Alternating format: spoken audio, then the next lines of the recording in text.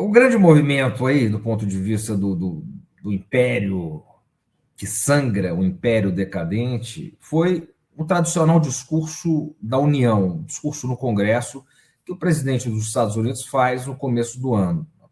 Esse é um discurso que os Estados Unidos eles param para ouvir o presidente americano, norte-americano, estadunidense para falar, e esse discurso foi agora, essa semana, na terça-feira, em que Trump falou ao Estado da União, ou seja, falou porque eles chamam lá de Câmara Baixa e Câmara Alta, que é o Senado e a Câmara dos Deputados, né, do Congresso, e foi o discurso mais longo da história dos Estados Unidos. 1 hora e 48 minutos. Discurso bem ao estilo do Trump. Ele supera o próprio Trump. Ele supera o Trump do ano passado, que já havia discursado 1 hora e meia. E supera até então o maior discurso da história, que era o discurso de Clinton, Bill Clinton, no ano de 2000. Quando ele tinha certeza ali que Clinton, era o homem mais importante do mundo.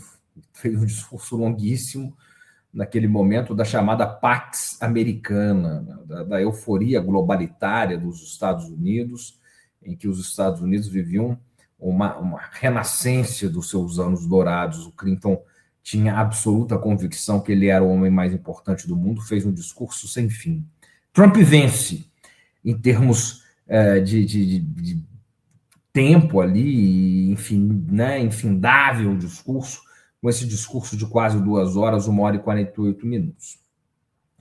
Ele se aproveita, né, dessa coisa do vendedor que ele é, né? Eu acho que o Paul Krugman disse que o Trump ele é um vendedor de carros usados. Tá? Mas ele se aproveita dessa coisa midiática, o sujeito que fez lá o Aprendiz, né? aquele programa de televisão, o sujeito de reality show. Né? Então, em determinado momento, ele traz ali o time de hóquei dos Estados Unidos, que venceu a medalha de ouro nos Jogos de Inverno agora, os Jogos Olímpicos de Inverno, que venceu a poderosa seleção do Canadá, que é favorita. Né? Venceu o Canadá no hóquei de gelo, mais ou menos como seria vencer o Brasil no futebol há um tempo atrás, algumas décadas atrás. Né? É um grande feito. Então, os Estados Unidos venceram a medalha de ouro sobre o favorito Canadá. Então, Trump trouxe os jogadores ali, laureou o goleiro dos Estados Unidos, do time de hóquei, com a medalha de honra ao mérito, que ele pode laurear grandes personalidades dos Estados Unidos, né? Em um determinado momento, bem ao estilo de programas de auditório de domingo, né? Aqui no Brasil se tem muito, né? Latinos, né? Ele fez um momento ali de emoção, né? Emoção barata, em que ele uniu uma criança venezuelana que estava separada por questões migratórias aos seus pais, à sua mãe venezuelana, né? E disse: eu amo os venezuelanos, eu amo os latinos, e a Venezuela é nossa amiga, né? Depois do sequestro e da captura de Nicolás Maduro. E, claro, fala dos 80 mil barris de petróleo que estão sendo desviados para os Estados Unidos depois dessa intervenção direto na Venezuela. De uma maneira en passant, na verdade, ele toca na Venezuela, não é o principal tema de política externa dele, nessa fala. O principal tema de política externa dele é o Irã, e esse vai ser o nosso tema da nossa discussão hoje. Eu quero chamar atenção para um tema, né? O tema principal. O discurso ele é feito para a comunidade interna, claro que, como se trata dos Estados Unidos, ele tem repercussões internas, ele passa também recados de política internacional, e eu quero pegar duas coisas aqui. Né? No âmbito da política internacional, chamou a atenção a quase ausência da palavra China. Isso é muito interessante. Né? Se nós pegarmos historicamente os discursos da União, seja de democratas ou republicanos da última década, e principalmente de Trump, né? Não só, mas principalmente, a China está sempre lá. A China é o principal inimigo. Não? Tem aquele meme, né? Durante a campanha de Trump, ele sempre fala China, China, China, China. Ontem ele falou da China muito pouco, né? Quase nada. Por quê? Porque em março, Trump tem uma viagem agendada para a China. Vai viajar para a China e não quer melindrar essas relações. O que é algo interessante também, porque é algo que a gente raramente, para não dizer nunca, nós vamos ver, é o contrário disso. É Xi Jinping sair da China para visitar o Washington, para ir para a Casa Branca. Isso é muito raro, isso, né, não há essa tendência de se ver, porque Xi ele incorpora a tradição dos velhos imperadores chineses, né, do Império do Meio. Vocês sabem que a palavra China em chinês significa Império do Meio. E na tradição dos velhos imperadores chineses do Império do Meio, o imperador chinês, o imperador do meio, ele não saía. Ele recebia visitas. Sempre tratava muito bem os reis, né, dos outros países da região, os representantes máximos dos governantes dos outros países da região, recebia com aqueles cerimoniais chineses, enfim, presentes, jantares, rituais, né, que a gente pode dizer que só a China consegue produzir em larga escala daquela maneira, mas o imperador chinês não saía. Trump vai à China. Hoje quem está na China? Hoje quem está na China é o Merz. É o primeiro-ministro, o chanceler alemão. Está lá. Isso é um sinal. E Trump vai para lá.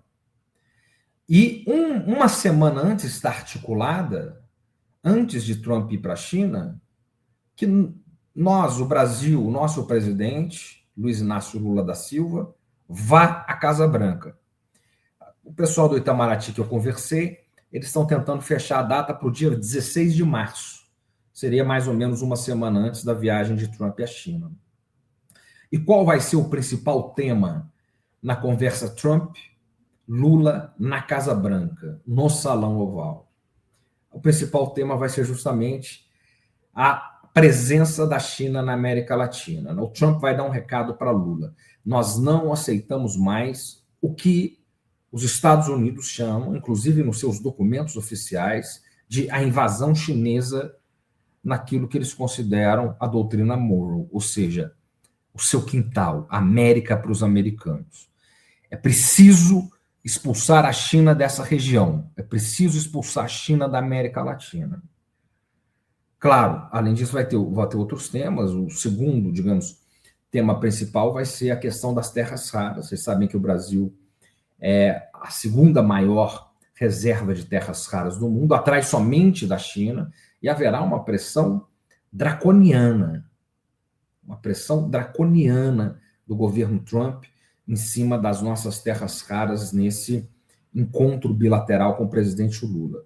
Mas olha o movimento. Uma semana antes de Trump chegar à China, ele encontra Lula e vai dar o recado em alto e bom tom. Não aceitamos a presença da China no Brasil e em toda a América Latina. E mais, para o começo de março, antes ainda dessa reunião, Trump está preparando o que ele tem chamado de o escudo americano contra a China. Ora, o que é o escudo americano contra a China? São 7 países latino-americanos, justamente os 7 maiores vassalos do governo Trump, para se colocar contra isso, que mais uma vez é chamado pelos documentos do Departamento de Estado americano, por Marco Rubio, por J.D. Vance, vice-presidente, Marco Rubio, secretário de Estado, por Pete Hegseth, secretário de guerra, é chamado de, abre aspas, a invasão chinesa no nosso continente, no continente latino-americano. E esse escudo anti-China, esse escudo contra a China, conta com 7 países dessa região que vão se reunir para poder trabalhar nesse sentido. São 7 países governados por países de extrema-direita e que são completamente submissos e vassalos ao governo Trump. Nós estamos falando, o principal deles é Javier Milei na Argentina. Envolve também o Paraguai, envolve também Honduras, envolve o Chile. Então, são países ultra-aliados, não envolve o Brasil, obviamente. Então, esses movimentos estão acontecendo agora. Por quê? Porque a América Latina está no centro. A América Latina está no centro, isso está declarado na nova doutrina de segurança e política externa dos Estados Unidos, publicada no dia 5 de dezembro do ano passado, em que é proclamado o corolário Trump para a América Latina. A versão da doutrina Murrow, o corolário Murrow, né? Trump para a América Latina.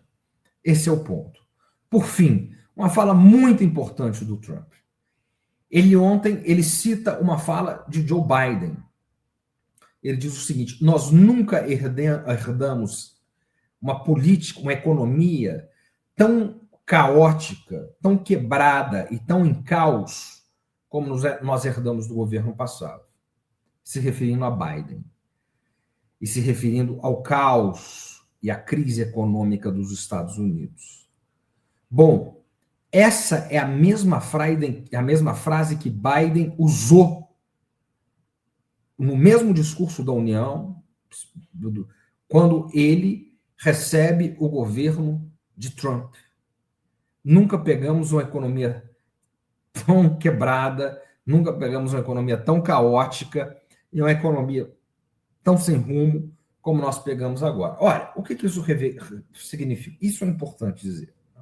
É uma coisa que não aparece nas análises aí, obviamente, da grande mídia e hegemônicas. Isso significa, o que nos mostra e o que interessa é que a crise dos Estados Unidos, ela não é conjuntural, ela é estrutural. Para além das querelas internas entre republicanos e democratas, entre bidenistas e trumpistas, a crise internacional, né, da economia americana, ela é muito mais profunda. A hegemonia americana e a crise da economia americana e a crise da hegemonia americana, elas se confundem. Os Estados Unidos passam por uma crise econômica que não é conjuntural, ela é estrutural, não é de um governo ou outro governo. Não é responsabilidade de democratas ou republicanos, ou de Biden ou Trump ou Obama. Isso se arrasta por décadas. E isso é fruto das transições sistêmicas da economia política internacional. Isso é fruto da própria característica que vem desde os anos 70 e 80, desde o governo Reagan, que tem continuidade no governo Clinton, de um processo de financiarização da economia estadunidense, do capital americano. Os Estados Unidos que se fizeram como a maior economia do mundo através da sua indústria, de uma economia industrial, de uma economia pujante do ponto de vista industrial, ela perdeu isso. Ela perdeu a sua liderança industrial. Ainda são a maior economia do mundo, mas são uma economia financiarizada, não uma economia produtiva. A base industrial e produtiva do mundo se deslocou dos Estados Unidos para o leste asiático, e mais especificamente para a China. E isso não tem volta, ao contrário do que deseja Trump. Isso é um processo sem volta, de não volta. Hoje, 3 de cada 3 produtos industrializados do mundo, é feito na China. 1/3 da indústria global é produzida na China. E os Estados Unidos não têm capacidade, não têm condições de competir com a indústria chinesa. Então, esse sintoma, né, quando Trump agride Biden, ou Biden agride Trump, o que não é mostrado e o que as análises não apontam, né, nesses principais canais da mídia hereditária, o que eles não apontam é exatamente uma crise que é muito mais profunda. É uma crise que é feita, né, e ela só pode ser entendida no movimento da economia política internacional das últimas décadas, da financiarização da economia americana decadente de um lado e do projeto de aquilo que Giovanni Arrighi chamou em Adam Smith, em Pequim, de transferência da base industrial produtiva do mundo para o Sudeste Asiático, para o Leste Asiático e mais especificamente para a China, nas palavras de Arrighi, a nova fábrica do mundo e o novo cofre do mundo. Então, acho que esse é o resumo do que nós podemos ter aí dessa fala do Trump.